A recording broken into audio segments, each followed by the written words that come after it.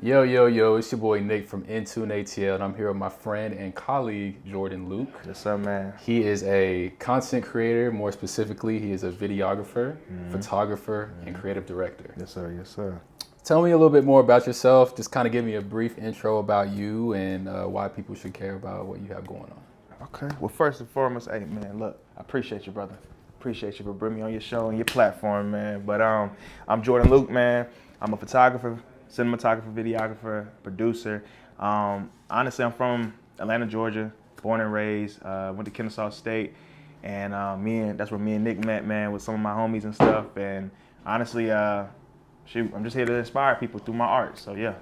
Most definitely. So when we met, you were a walk-on at KSU. You obviously played on the football team. Oh, shit. You caught me on guard. Okay, bet. Yeah. So when did you decide to make the transition from student athlete to videographer? Okay. So honestly, it was really like a survival tactic. I honestly was just trying to make money. I was trying to like find something new to do because football was my outlet.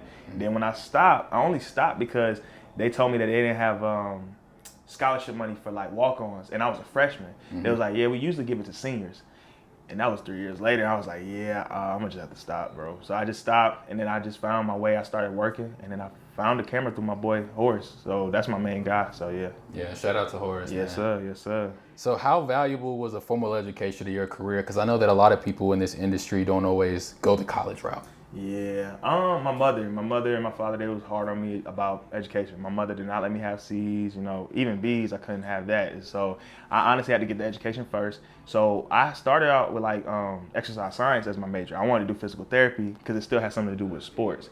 But then I thought about it more. I didn't like chemistry. I didn't really like doing all those classes. And then I was like, okay, let's see about communications. Yeah. And then I picked my concentration in public relations because it helped me solve problems and controversies for other people. Yeah. So I use that tactic in my business now, and that the degree actually ended up paying off. So yeah. Most definitely, yeah, for sure. I went to school for marketing originally, and I was like, these math courses, these business applied math courses are not it. Yeah. I changed my degree from marketing to media and entertainment, and I know that you're familiar with Professor G. I want to give him a shout out. I know that he's really proud of you and everything that you accomplished because I guess you were doing your thing when you were taking courses with him. But he was definitely one of those guys that inspired me to chase my passion in this field. So shout out to him. He's a good dude, man, for sure. And he definitely will put you on game. That's the type of professors I like, man, where it's not just about the class, it's about the relationship, and then I can build. So, dang, that's crazy. Dr. G. Dang, you bringing back memories, man. Yeah, most definitely. Yeah. So you've still been able to fuel your love for sports with your content, obviously coming from a football background. But how has it been being able to partner with sports teams like all across the U.S. and do content for that? So right now, that's actually a goal of mine, man. I really would like to work for a college team or an NBA team or whatnot. I actually, funny that you mentioned that. I met this lady named Kim, and she's like the NFL LCC coordinator, which is like live content correspondent. And what they do, they shoot content for NFL players on the scene, and they hurry up and upload it and post it for like, our leisure on social media. And she was telling me that a lot of kids, she said, go more for the kid route or like the people that are in college because there's more passion in it because they care about the sport and they're trying to make a name for themselves. So for me, I've been able to shoot some guys down in Tampa. I was able to shoot some of my guys in Texas as well. My guy Tyler Johnson and then my guy Cameron Gill. And so honestly, I like telling people stories. I like helping people actually believe in themselves and really like go out here and just go get it. So the goal now is to really go out to these high schools and these colleges and really like just shoot and then just work my way in the door. And wherever I fit in, that represent me too, I'm with it. So beautiful. Yeah, I think you got the vision, and anyone will be lucky to have you based on what you've already been able to accomplish. Your content is very professional, so I hope whoever's watching give my boy a chance. I appreciate it, man. Yeah, so is it true that you started filming or kind of like you started interning under Quincy Avery at his youth passing league? Dang. Yeah, you did your research. Okay. Yeah, so I started with so the first thing I started with was dance. So I started with dance first. So I used to dance first, and then Horace would record me.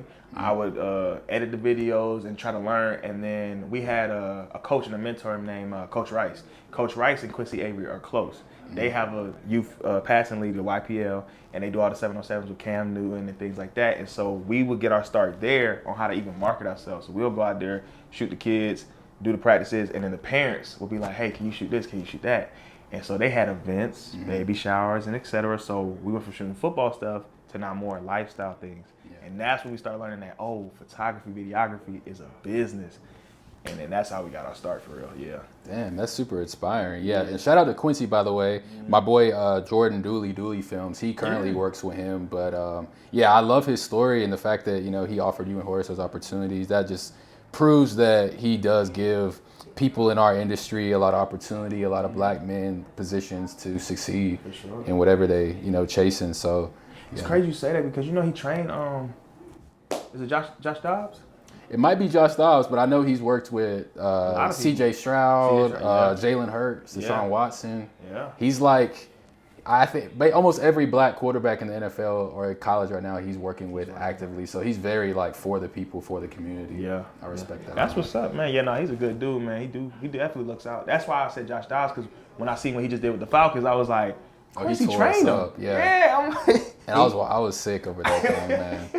Josh Dobbs, man, he was only in the building for 3-4 days. Ain't even know the playbook. I'm like, come on, Falcons. Yeah, that's that story of the underdog. So it is. That's what I love. So, respect it. But is it fair to say that your big break kind of came from the work that you did with Cam Newton 7-on-7 camp? Would you feel like that's when you started getting more exposure?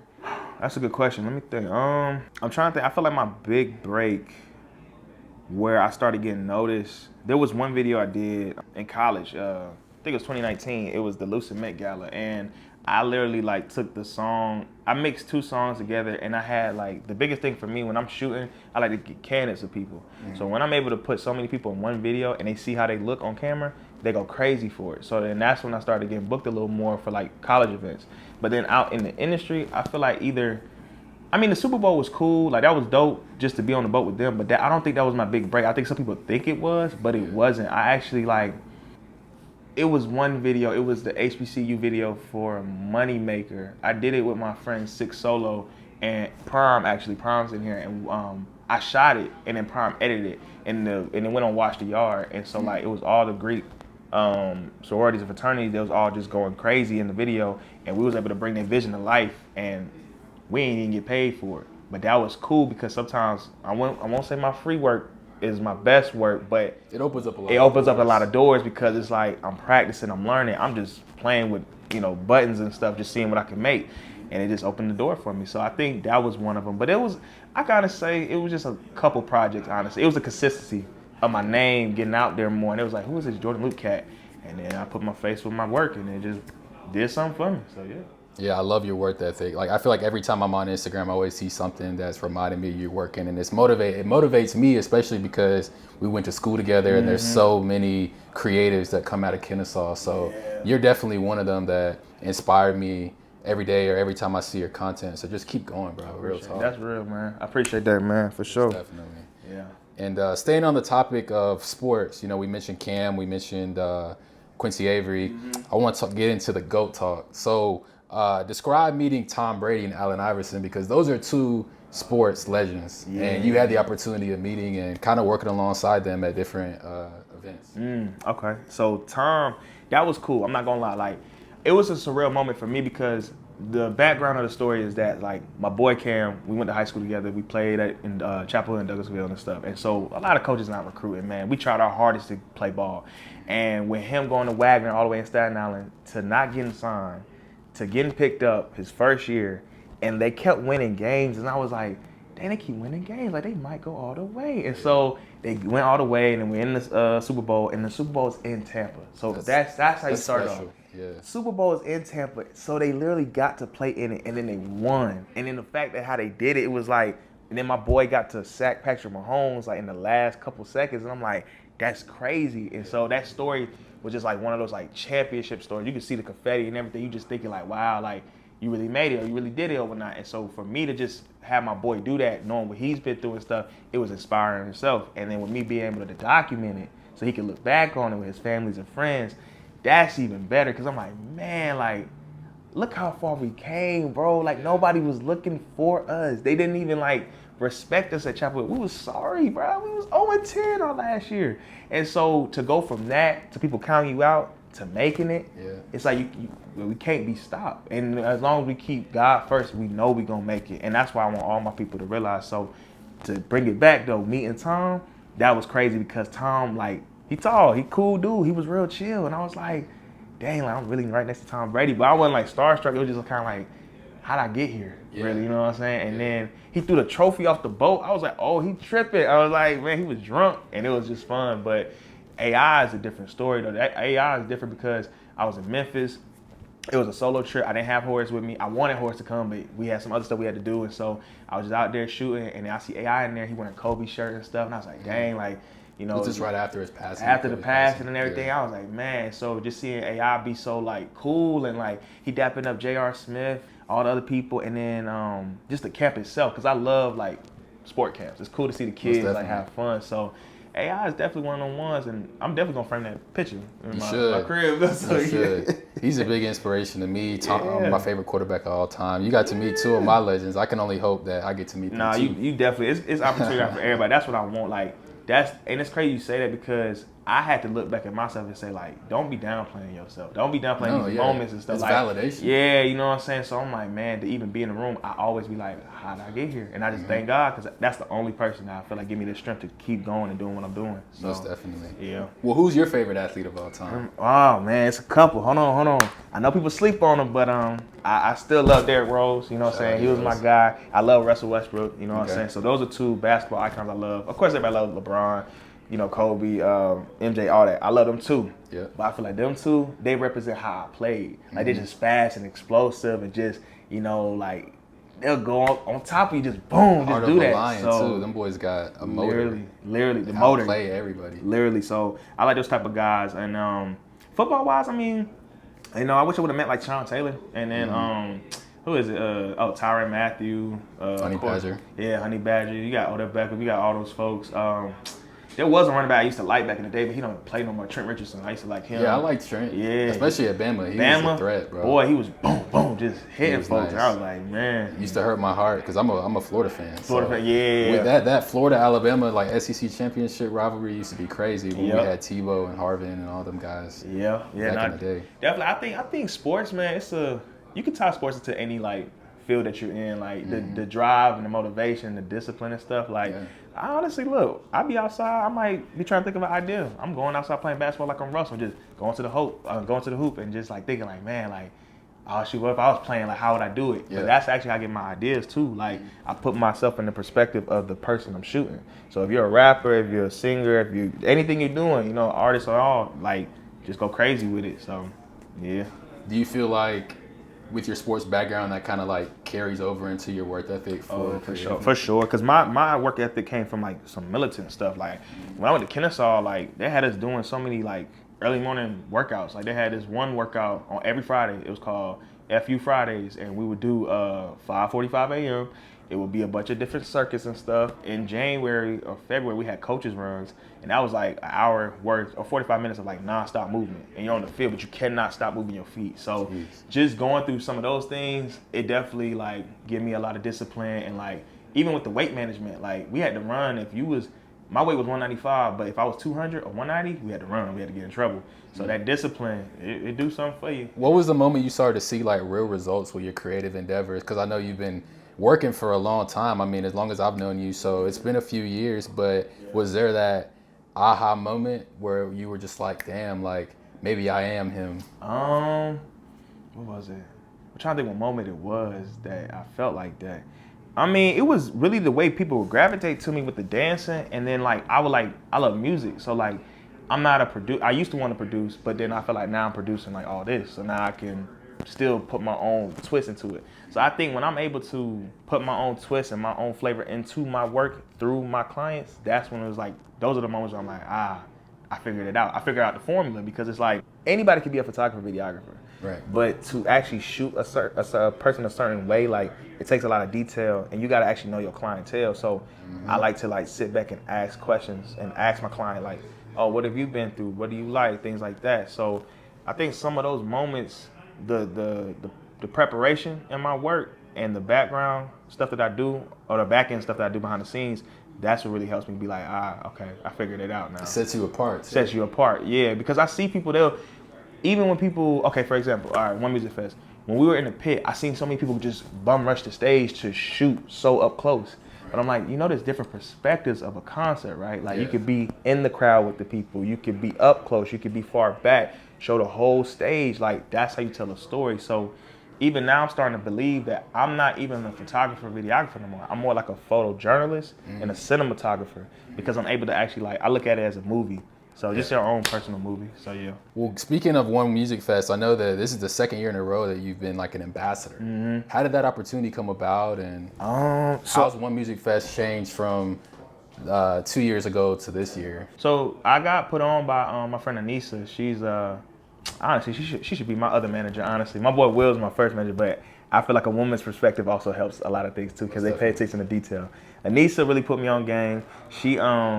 She had put me as an ambassador, and I told her I wanted to just, I just wanted to shoot it. I was cool with posting, but I said I don't want to shoot the concert. I want to see if I could take these pictures, and if hopefully the brand will want to, One Music Fest brand will want to maybe hire me next year. And so I shot my pictures, I shot my shot, and I had to be just a student of the game. I had to really listen to the founder, listen to the lady that does the media credentials, listen to the person that's the assistant, and then just kind of ask them what would you like for me to do with the pictures and things like that. So I really had to be a student of the game really and just sit down and really this is how other companies get booked or whatnot. Because I was by myself doing it. So I went from an ambassador to now this year being an ambassador, but also being a photographer for it. Right. So I was cool, because they booked another team. They booked a whole production team named Parallel Agency. And I sat back and I watched how they shot it. They had about 7, 8 guys out there just getting all different angles. So I'm looking at that, I'm like, oh, so I know how you're supposed to do it, but now I'm like, okay, I need to build a team. That's what I really want, because now I don't have to do all the angles, trying to shoot this, shoot that, go all over the place. Who gonna fly the drone? Who gonna edit the content to make sure it comes in 24 hours so we can post it and get those numbers? That is a lot for one person. It is, and so a lot of people don't get that. Yeah. And then that ties into what I'm trying to get into now, with people telling them hey, when you want to do a shoot or book a shoot, you gotta take your time with it. You gotta actually what is your 5 W's or whatnot. So what are the 5 W's? I say what is it? Who, what, when, where, why, and how. Really, it's really. I think it's 4, and then the H. Yeah. Well, that's good. I like that. And then this year it was really dope. I like both years. Honestly, they both were cool festivals, because I like just seeing everybody come together. Our people come together, celebrate each other's music tastes and things like that. It was dope. Literally, it happened 2 weeks ago, but it felt like it happened yesterday, because for sure, how time been just flying. For sure. And I know that you're a big R&B guy, so seeing Brent probably had to be awesome. Yeah, but was there any other artists that you'd like to see there? So I ain't gonna lie. So that day, I didn't get to see everybody I wanted, but I saw some footage of CeeLo Green and Goody Mob. I seen. I say this. I think a lot of artists I did was last year though. Oh really? Because I saw Ashanti and Ja Rule, and I saw who else I shot? I saw Lauryn Hill. But this year I saw Janet Jackson. But that's who I wanted to go see. Janet Jackson. I wanted to go for her. Yeah. Me and my pops was debating on going. It's crazy you say that, because I'm about to make my post soon. I haven't posted, but coming soon. Yeah, literally. When I seen Kendrick and J. Cole, that really did it for me. I'm not gonna lie. That's yeah. Everybody else, could just be whoever, but those guys are the GOATs. Their storytelling, the way they even move, man, you don't see them unless they want to be seen. And then together at the same event. Yeah, because Janet Jackson brought out J. Cole, and that was a surprise. I didn't think to see that. Yeah. So I was just blessed to have my camera at the time, because I was really about to put it back in the car. And then Kendrick came out the next day, and just seeing him do it, he didn't BS the performance. That's what I like. He actually did, because it's Atlanta. He could have been I'm gonna give y'all a couple songs y'all do know, but he played some of his old stuff too, and I was okay, that's what's up. And because I didn't know if I was ever gonna see Kendrick for real, because I didn't get to go to the last concert, and he don't perform all the time. So he doesn't. Yeah, I don't know. I like both years. So okay. Yeah. Obviously, these are highlights. These are events that happen where you're getting booked and you're working. But what does the average day consist of for you? That's a good question. So the average day, outside of the personal stuff, waking up, breakfast, working out, ripping and running, I say as a producer, I have to scout talent. So I scout talent, I scout locations, I scout, what's the coolest songs or real sounds out there now. Try to go through my old work and see what can I improve on or whatnot. And then it's a lot of back end work. It's a lot of maintenance, you know, websites, texting people back, emails, checking DMs. Just for me, just because I'm a professional, I have to make sure things are up and running because I do a lot by myself. But now that I've been able to like have a couple people to help me a little bit on the side, and trying to get them to learn, because honestly right now I'm really trying to build the team, but also a mentee. So I got one of my guys, Taji. He's hard. He's a dancer too and an actor. He's cold. He flipped too. And I was like, oh yeah, I'm gonna just send you out there. When I want somebody to dance battle, I'm gonna just send him out there. But he's cold with the camera too. So I'm in a stage right now where I'm basically transitioning. So the day to day, it varies. Honestly, it really varies. And so I juggle a lot. I play a lot of positions. So I really just have to like stay sane. That's why I like to go slow, especially in these times right now with the holidays coming up. Like just stay the course, grounded, stay grounded, and whatever God really want me to do. That's really how my days go. So I do have a little bit of agenda, but sometimes life it happens. So things switch up. I'm glad you said that because sometimes as a creative, sometimes I put too much pressure on myself to get everything done, and I have to realize that it doesn't always go as planned. But you have to trust the process, allow life to happen, and just kind of bounce back. That's how you really writing your own story. That's why I tell people all the time, control your narrative, stick to the script. Whatever God got for you, that's for you. So don't be going out here trying to look at everybody else and what they doing. Cause you go get lost, and then you go be depressed, and then you go be all over the place. He's dropping gems right now. Come on. No, you touched on it with your mans and how you're trying to build something. I seen that you kind of started your own conglomerate like Jordan Luke Media. So what's your goal for Jordan Luke Media? Like what do you want to accomplish with your own company? So with the company, I definitely want to, I'm in the process of doing a little bit of some rebranding, but I want to be more of an agency. Like I ain't gonna lie, like we in the place to be right now. We at Kirk Studios and they have Collective Gallery, and it's like a record label for photographers. And so honestly, I just been learning game from them, their whole staff and team, and how they operate as a business, as a unit, as a black-owned business and entrepreneurs, and incorporating my own business. So even like with photographers, like it's a lot of photographers and videographers I like, and I go on their websites and I go see what they're putting out there and things like that, so I could just take little pieces and make my own sauce.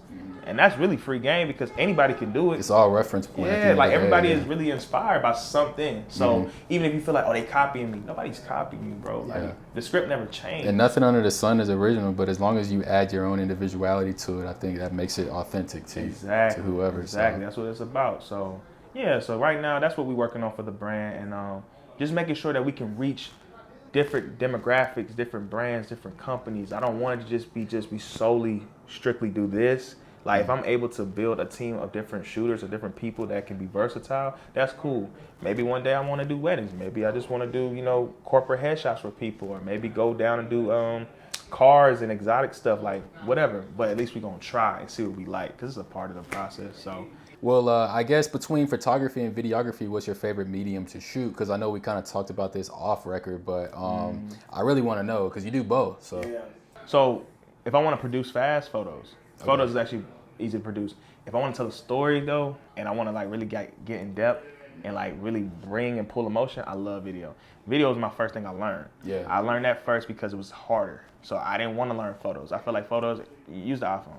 I was like, how can I learn video? Because I'm like, editing is a tool itself. Coloring, sound design. Like the sound design is actually my favorite part about video editing because I get to pull sounds from all over. I can pull sounds from YouTube. I can pull sounds from a commercial you used to like or anything like that, and I could put it in a song that you like too. And as long as I have an instrumental, I'm gonna go crazy. So that was my first thing I learned was video editing and then photo. But I mean, video is really my favorite. It's just that it take a little minute to produce. Most definitely. Because I'm big on quality over quantity. Like even if you look at my page, like there's a lot of work I've done, but I don't like just to post any and everything. Like I like to like be strategic on how I post so that I can hit my mark and hit my target audience too. So yeah. I could tell. I mean, you're very like concise with the things that you post. It's very quality, like I mentioned before. It seems like you're very conceptual as well. Like I saw a video, I think maybe Horace was in it. It was like you're recreating that Bad Boy video shoot. I thought that was so fun, and it like kind of had like your own personality into it. So I appreciate that. That's man, you a great interviewer, bro. You know what you're doing, because that's one of my favorite videos. We still didn't finish it though. Oh yeah. I wanted to do all the outfits, but like I wanted to do the whole, like if we could have went to not Sky Zone, but you know the air place by Cumberland. Yeah. Like where you could fly. Like I Yeah, wanted that because yeah. they was like flying The with the little indoor jackets. skydiving Yeah, place. the indoor Yeah. sky. Yeah, that place. So yeah, that was a dope video, and that's another thing too. I like. I think that's really what set me apart from any other creative. Really, I like to pull back from like the old times or whatnot. So anything that really represented me, like what I grew up on, like even right now, I'm finna make a drop to You remember the show Just Jordan? Yes. Just Jordan. Bro, I could have Absolutely. been used that, but I'm about to do it now. Like I want to use that as a drop, That's and fire. I like just because they don't make it like how they used to back in the day. Like from the videos, from the movies, to the shows, to the music, you know, all the music getting sampled again now. It's crazy. And I called it. I've been said it was gonna happen, but it really happened. I'm like, it is. dang. So that's a dope video, and it was cool because I tell people all the time, like, he's my right hand man, so I want him in my videos and stuff, especially because he helped me like get my start or whatnot. So I'm like, That's beautiful. Let's make it together type stuff. What's the most memorable project you've been a part of? Because obviously you've done so much at this point. Do you have a specific project that you've taken part in that's just like, that's the one for you? That's a good one. It's funny you say that because I'm literally trying to clean up my hard drive so I can organize what I liked. I mean, if you don't, at this point, like, it could be all of them, but... all of them are different because there's a lot of storytelling that goes behind the scenes that nobody sees. Like, I've shot some people that had grad shoots that were bawling, crying before the shoot about something that happened in their life. And for me to take their pain and put it with the purpose and, like, really, like, inspire them to keep going, that's what I really like. That's my joy in it with these projects, is that if I can make you believe in yourself, I did my job. You know what I'm saying? Because like the biggest tool really for me is like I said, is to inspire. So that every project is different. So yeah, I look at everything differently, and I try to like really like gravitate and actually like feel for people too when I'm creating the art for them. So yeah, I love that you do have the love for people, and that's what I feel like I do it for, because I do a lot of things unpaid, but I genuinely feel like Atlanta, this market, has so much potential, so many creatives that people need to know about. And so this has been great so far, just because people need to know that there's people that are in it for the community and for the connections, and not necessarily it's always money driven. Exactly. That's the crazy thing about it. The money will come. Yeah. You know, but if you do it because you love it, yeah, that sets you apart. That'd be the thing that I don't like seeing, because it's like I watch people like basically like slime folks, like basically like go behind their back and try to take gigs from them or take opportunities, and I don't like that. I feel like it's enough opportunity for all of us. As a photographer, honestly, just as a creative, man, there's a lot of opportunity for us. Yeah. Not everybody can shoot everybody. So that's why you think they in here, they got a team. Yep. So one person can handle this, one other person do that, and then y'all come together as a creative unit to where now they like, oh, y'all all work together? Same, for example, like IJU, like It's Just Us Productions. They literally shoot Lil Baby and all of his friends. Like anybody that... I've even seen them work with Yachty lately too, I think. There's another guy, I forgot his name, but he works with Yachty like full time. I met him though, but he's dope. He's dope as hell. So I'm just like, he's doing this thing. He did the whole little beach interview with Drake and stuff. And I was like, what is that like, bro, that your life changed like that? You was able to interview Drake and all them and just get that wisdom? Man, so yeah. But no, I don't like when people do that. I really wish that people would just come together and know that they can really like ball together, because it's like, it's endless opportunities, bro. If we snagging from each other and just taking from each other, then we ain't gonna never get far, man. That's a crab in a barrel mentality.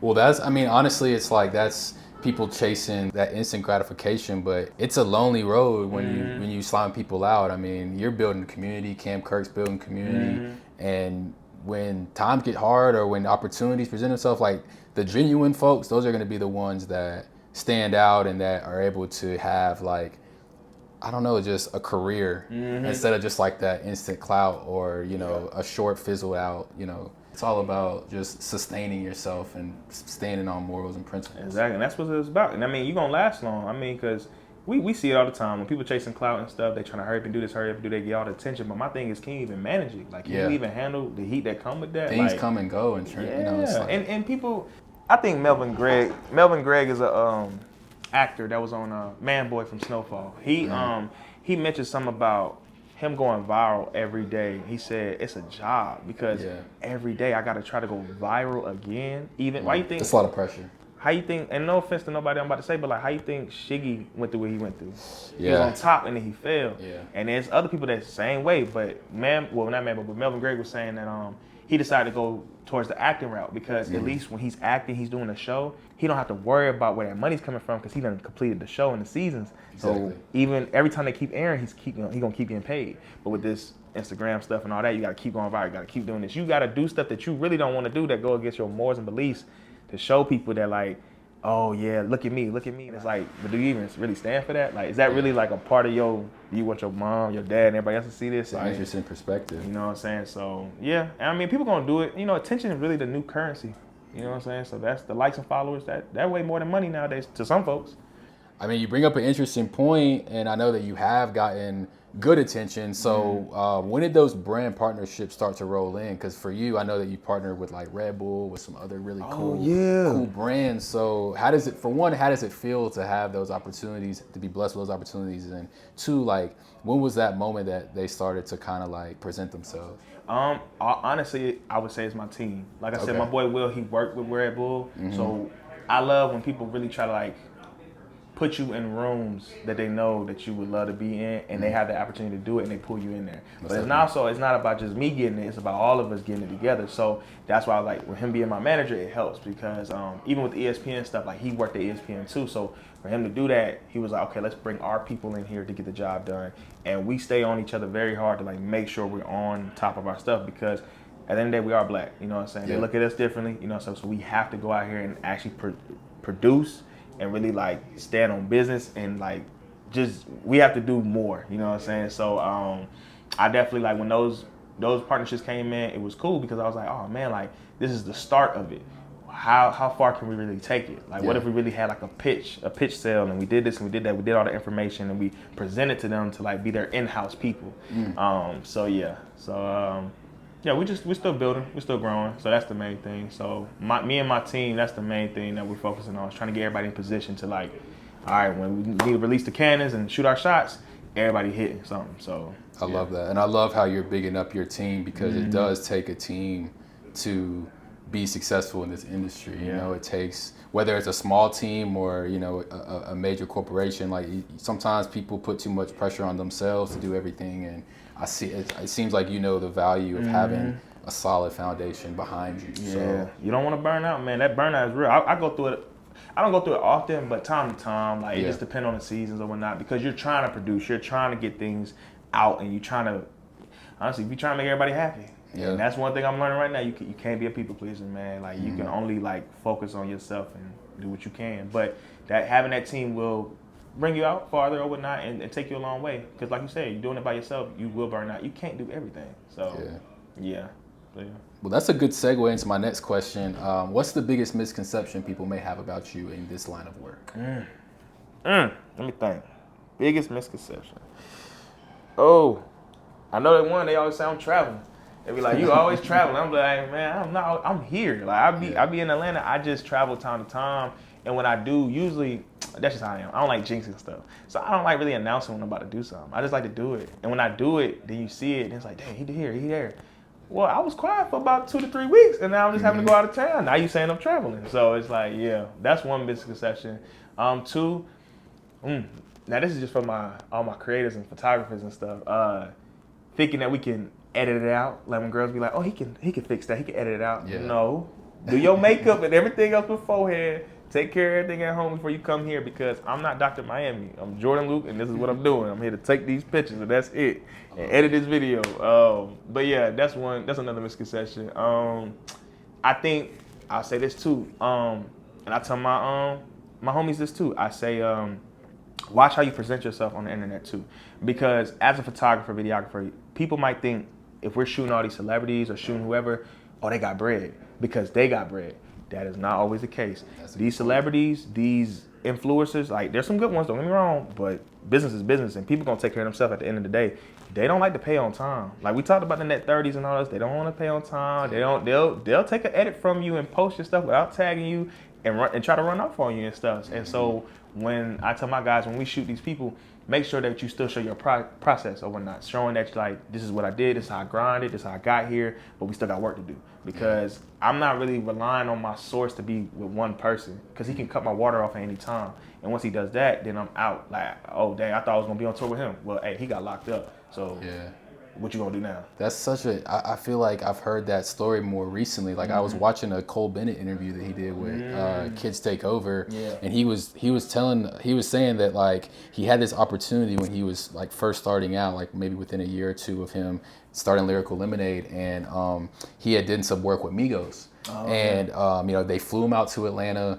Everything was good. They didn't really discuss rates because he was kind of like new to this, and he was just chasing opportunity. And you know, he said he probably spent over 40 hours like editing, shooting all this, and come to find out they didn't even want to use it, the final product. They were just like, yeah, you know, we kind of thought about it, like we like it, but I don't know, I think we just want to scrap it. And he was like so devastated over it, like he considered quitting, like he considered just like hanging it up, because he was like, man, like I really put all my eggs in one basket. And he was just like sharing the importance of just like having consistent work and not always chasing opportunity without having that hindsight of like, this may or may not work out, and this is what happens in this business. Yeah. But he was able to use it as motivation, and I think he still probably has a relationship with them, but you know, he was just like the relationships and the business, it could be fickle sometimes. You know what I'm saying? Yeah, that's very true. And that's crazy. Yeah, everybody has a story like that. And and I like that people are starting to be more open about their stories, because then it shows that you're not by yourself. You're not alone. And I look at the interview because I think I did see a portion of it, but I need to watch the full one. I never knew that story. That's crazy. Yeah, because I hate when that happens, because that being behind that computer can be draining. And like y'all see me, I be on my computer too, but I tell people I'm not always by my. That's another misconception. I'm not always by my computer. I'm working. Be outside. Yeah, I be outside. I be working. I be doing what I gotta do. So I'm like, I'm not sitting by the desk just editing all day. So if I tell you to review the files, when I tell you to, like, please review the files. So that's probably when I'm by my computer. I'm telling you, look, check the video out. Is it everything you like? Do you want me to add a logo? Do you need me to add anything else? All right. Speak now, forever hold your peace. That's how my Because I gotta move on. You know what I'm saying? Because they be trying to keep me. Like, that's slowing up my process. You know I run a business, so why would you want me to just be stuck on your stuff when I got all these other people I'm trying to get to, or other people I need to take care of, 1000%. As well as my family, as well as myself. So if I can't help, how am I gonna help you if I can't help myself? I'm being more of a burden than a blessing to you if I don't take care of myself first. So that's real. Yeah. I love that. Well, being a creative director has been a great way for you to showcase your personality. Yeah. What has the general feedback been on like some of your more conceptual projects that you've released? I think people want to see more of it. And I'm working on that. I'm working on being transparent, because a lot of my concepts, anytime I do it, it comes from like my inner childhood. It comes from my thoughts and stuff. So it's fun stuff I want to produce, and it's also, you know, more serious stuff I want to produce. And so they do want to see more of it. So I've been getting little comments and stuff, DMs saying like, I miss your energy, or I want to see you do this, I want to see you do that. Because sometimes I do take breaks or whatnot, but that's just a part of creating. So you gotta refuel the brain, you gotta rejuvenate yourself and everything like that. So yeah. Would you say you have a dream collab at this point in mind? Dream collab? Yeah, I definitely do. I'm actually working on a list. I want to make a list of producers and songwriters and artists and people that I want to like just have conversations with. I feel like if I had that conversation, I can get the picture. You know what I'm saying? Right. So my thing is like, I shot 7th Street on one time, and I ended up meeting Lenny Santiago. Lenny Santiago is called Kodak Lens. Kodak Lens. Yeah, I saw that. AR for Rock Nation. Yeah. And I liked it because he was really cool. He shot these pictures of Nipsey when they did the Higher video with John Legend and DJ Khaled. Okay. And so me being able to meet him, I was like, whoa, nobody like know who this is. Like, bro, that's Kodak Lens right there. And I had a conversation with him. It was pretty cool. So when I met him, I was like, oh, okay, I can meet a lot more people. Like, what should I do? So I made a little bit of a list. Like, I want to meet like Victoria Monet. I want to meet Timbaland, Pharrell.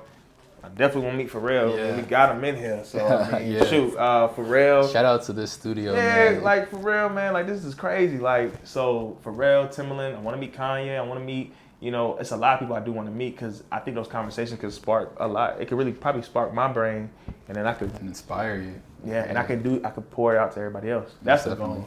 Well, you mentioned Nipsey, and I know you have a love for the West Coast, and it seems to be a major influence for you. So what about that area resonates with you so much? Man, that's a good question.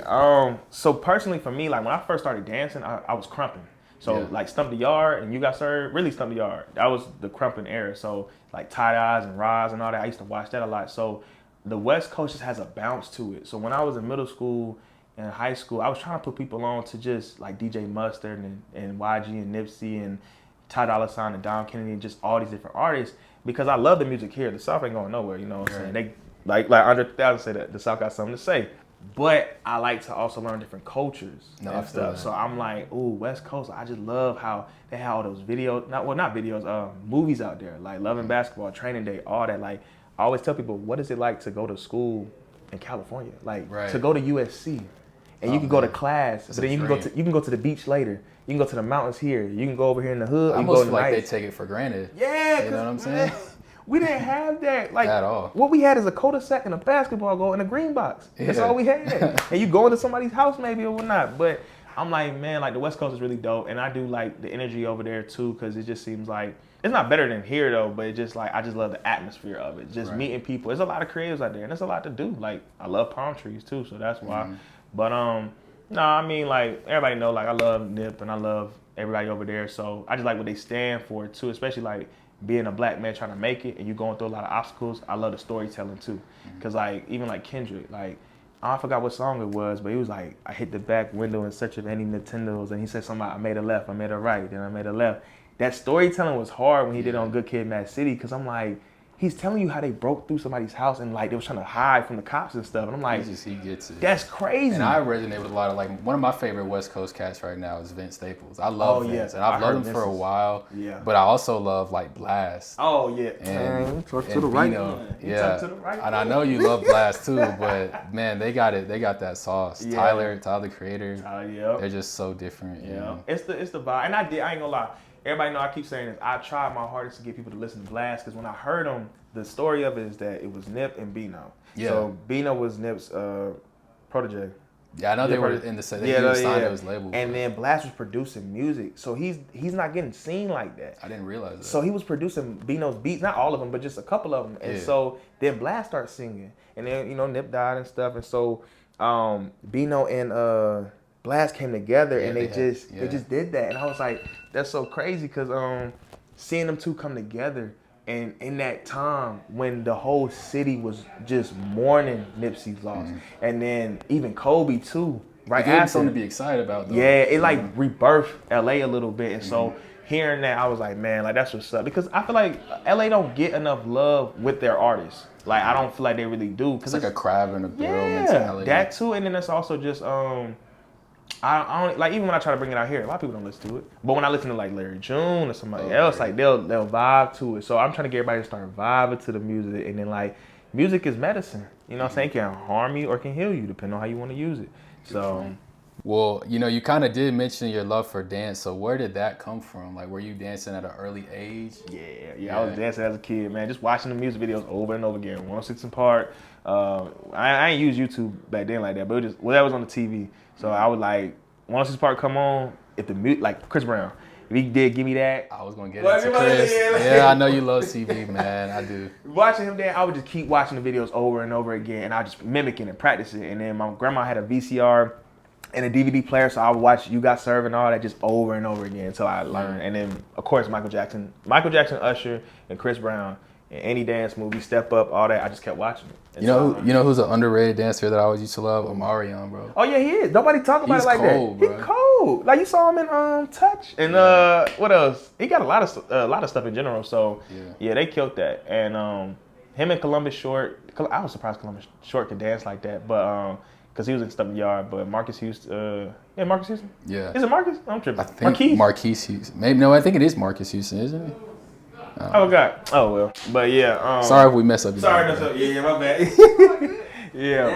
Yeah. So yeah, those are my movies. That's how I got into dancing for real. I think I was like, I didn't have rhythm at first though. My grandma said that. She said I had no rhythm. I guess I don't know. And I had to learn. So. What are your favorite and least favorite dance trends? Because there's a lot of stuff that come out. But I ain't gonna lie. I know people been asking me to dance. I have retired from like all that other type of dance. I can't do it. Like I can't. I'm afraid my kidney or my spleen or my oblique gonna pop, because it's like all that popping on the side. I can't do all that, man. I let the kids do it. You know we getting old now, so. But yeah. But so yeah, in terms of like Chris though, like I know he's one of your biggest inspirations. So, what's your favorite song by CB? He got a catalog. Oh, it's tough. I'll just say some songs I know I had on repeat. There was one song called "Hope You Do." Okay. It was on what's it on? Dang, he got so many albums though. His album had like 20 plus songs. No, for sure. But that was one of my Heartbreak on a Full Moon. Heartbreak Deluxe. on a Full. Yes. Was that what it was? That's on? what it was on. Okay. Yes, yes. Heartbreak. That shit, bro. That shit has like 50 or 100 songs. Bro, it's something so crazy. many. Yeah. Now he did his thing with that, and of course like the old school songs like Poppin' and all that. It had one song called "Picture Perfect" with him and will.i.am, and I mean he's just talented, and we all know the story of Chris, but just his talent is crazy, man. For somebody to be able to paint the way they do and be an artist and dance, like he's getting older, but he's not stopping. So No, not at all. yeah, Still touring. Yeah, all crazy that overseas. Even his sound's starting to change a little bit. He's starting to do Afro beats and other stuff. So yeah, no, Chris is my guy, man. You know, we of course I want to see him, you know, do more. I hope one day they show love to him. What would a J. Luke CB collab look like? Man, that would be hard. I was trying to think hard. because I never thought about it like that. I never thought like if I was to meet him, like what could we do? It would have to be something creative. I used to always want to be a stunt devil, but I feel like I'm bigger than him, so I was like, I gotta lose a bunch of weight. So I'm like, but that would be cool, man. I think our personalities probably go good together. I feel like he gonna kill me with the dancing though. So I'm gonna just produce the video, and then I might do a stunt devil or something. So yeah. Well, if you could tell him one thing right now, look into the camera, what would you say to CB? Man, look, bro, I appreciate you for all the years. You know, I got the little look-alike and stuff, so you helped me get some girls too, you know what I'm saying? But I appreciate you, man. Look, you're talented, man. One day I hope we get to work together, man. That would be dope. Man, keep killing them out here, bro. You going crazy, so yeah. Most definitely. Well, winding down, if you could give any advice to some aspiring content creators, what would you say? Stay true to yourself, man. Stay true to yourself. Always be a student of the game. Be willing to learn everything. Take it all in. Don't take anything personal either. It's hard not to, but don't take nothing personal. Just keep God first. Keep learning. Like I said, be a student of the game. And you're going to make it, bro. Just be determined. Be relentless. Be forever relentless, bro. Because can't nobody stop you. I'm even telling myself this. Can't nobody stop you. You 1-1. You here for a reason. Handle your business. You going to get it done, bro. Just keep going. I talk to myself every day. If people that know me, they know I talk a lot. I say what I say. Bro, you are 1-1, bro. You got to go out here and make it happen, bro. Because ain't nobody going to do it but you. So, yep. Keep God first, though. He gonna lead you. Most definitely. Well, is there any future plans that you can be open to sharing? So, like, what's in the future for Jordan Luke? So right now, I'll say in the future, I'm looking forward to starting my own merch. Starting my own merch. I want it. You know what I'm saying? I'm trying to practice on some stuff, trying to see what I can make. I'll say. Also, maybe some e-courses or some digital products. You know, I'm gonna try to get into some presets or even like a simple basic, you know, marketing book or videography or photography or just showing people how to be an entrepreneur a little bit, like how to get your start. And because I've definitely been sitting back reflecting on my life and seeing how I've gotten to where I've gotten to now, and really trying to see how can I give this game to somebody else and they can use it and they can go crazy. And I'm cool with that. You know, I don't care if people surpass me or anything.